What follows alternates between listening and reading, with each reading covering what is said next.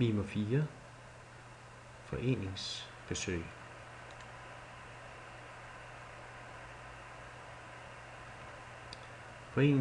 Foreninger befinder sig i grupper sammen med udvalg. Vores foreningskontakt er afgørende vigtig, og vi skal også kunne følge op på de aftaler, vi får. Mimo 4 indeholder en lang række standardværktøjer. Her præsenterer vi nogle af de muligheder, der er. Jeg er blevet ringet op fra Bredsten Idrætsforening og har i anden anledning en snak med dem. Men i løbet af samtalen bliver det også sagt, at vi kunne jo godt have brug for et besøg af en fodboldkonsulent. Derfor går jeg ind og finder Bredsten Idrætsforening og laver en note. Besøg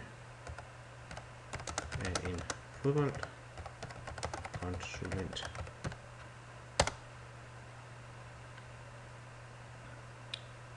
Noten bliver oprettet med et tidsstempel på, så man kan se, at det er mig, der har lavet den, hvornår og hvad dato.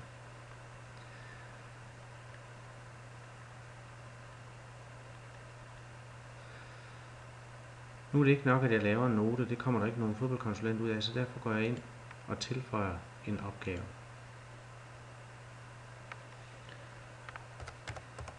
Besøg af fodboldkonsulent.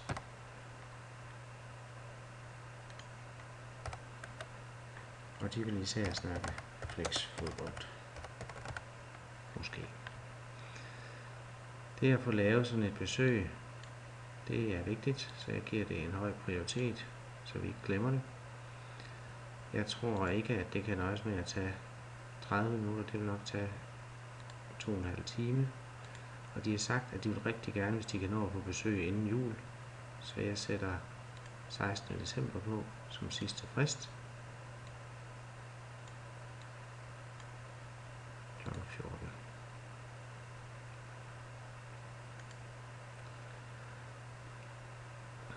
Jeg vil gerne give den her opgave til Annette Kofod.